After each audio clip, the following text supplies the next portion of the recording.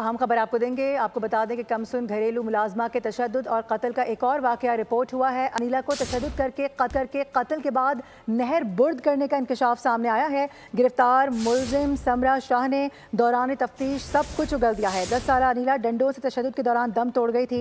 ये इंकशाफ किया गया है। मुलजिम ने इंकशाफ किया कि बच्ची की लाश को नहर में फेंक दिया गया था। लाश की बरामदगी के लिए नहरों में सर्च ऑपरेशन किया जा रहा है। मुलजिम के भाई, वालिदा, बीवी को भी शामिल तफ्तीश कर लिया गया है।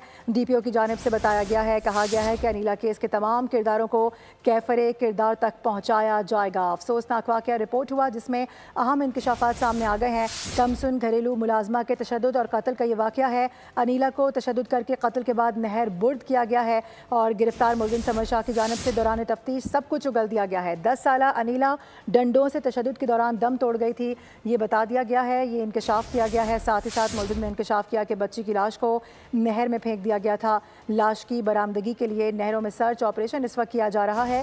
मुलजिम के भाई, वालिदा, बीवी को भी शामिल तफ्तीश कर लिया गया है। इस हवाले से ये भी बताया गया है। सब्सक्राइब करें और बेल दबाएं ताकि कोई खबर रह न जाए।